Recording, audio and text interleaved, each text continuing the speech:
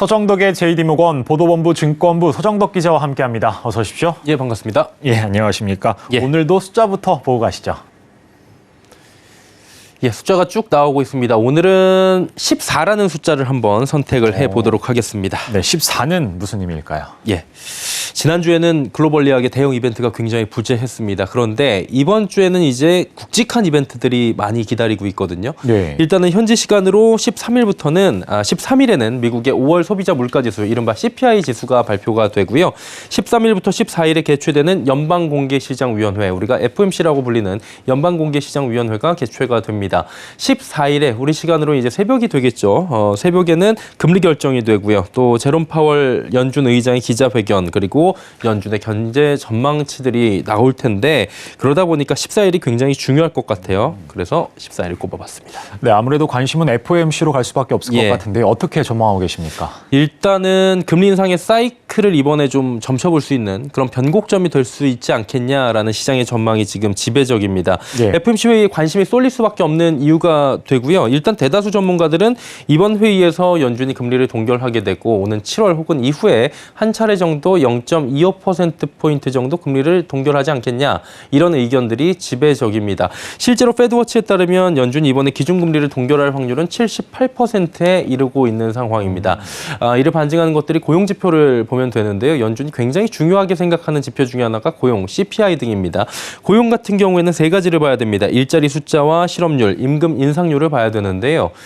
고용의 숫자, 일자리 숫자 같은 경우에는 지난 고용지표에서 굉장히 크게 상승을 했지만 실업률이 3.7%까지 급증을 했고요. 임금 인상률도 굉장히 적었기 때문에, 예상보다 적었기 때문에 아무래도 우려가 좀 줄어든 상황이고요. 지난주에 발표된 주간 신규 실업보험 청구자 수 역시 예상치보다 높게 나오면서 노동시장의 과열이 좀 줄어든 것이 아니냐, 이런 얘기들도 나오고 있습니다. 다만 또 변수도 남아 있습니다.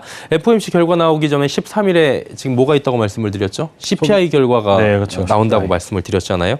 이게 나오게 되는데 결국에는 FOMC 직전에 나오게 될 소비자 물가지수, 그리고 14일에 발표가 될 생산자 물가지수가 예상보다 높게 나온다면 변수가 될 수 있다는 겁니다. 금리 인상 가능성이 높아질 수 있다는 건데요.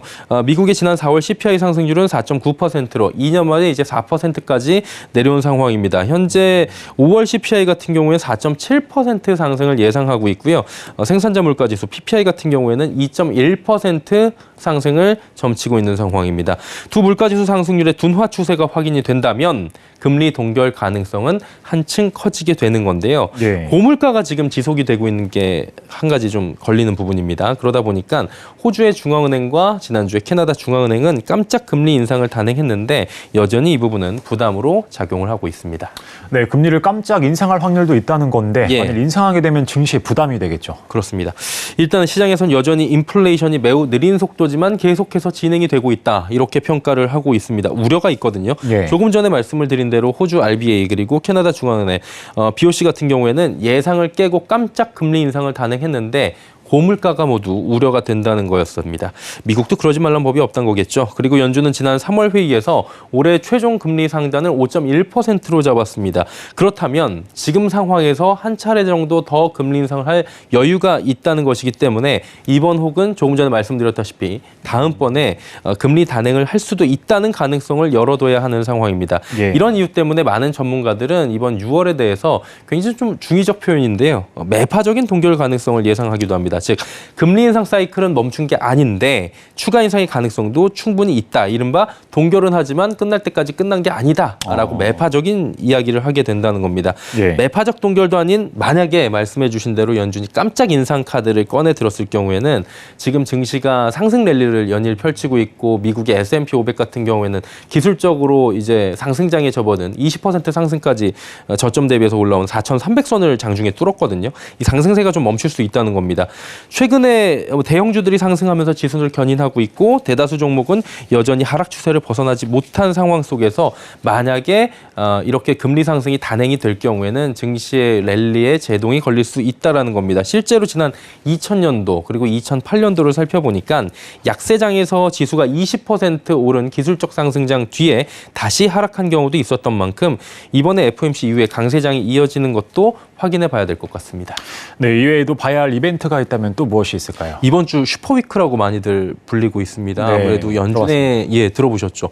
연준의 금리 인상을 할지 말지에 대한 FOMC도 있는데 이뿐만이 아니라 유럽, ECB 그리고 BOJ 일본은행도 금리 결정을 하게 됩니다. ECB 유럽 중앙은행 같은 경우에는 현지 시간으로 15일에 통화정책회의를 개최를 하게 되고 금리를 결정을 하는데요. 이번 회의에서 0.25%포인트 금리 인상이 단행되는 게 거의 확실시되고 있는 상황입니다. 자, 이렇게 되면은 단기 수신금리는 3.5%가 되게 됩니다. 또 16일에 일본은행, BOJ도 금리 정책을 발표를 하게 되는데요.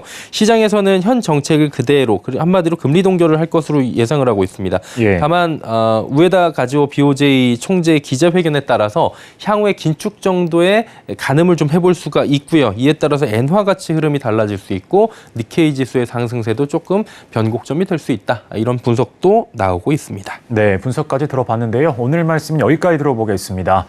보도본부 증권부 서정덕 기자와 함께했습니다. 고맙습니다. 고맙습니다.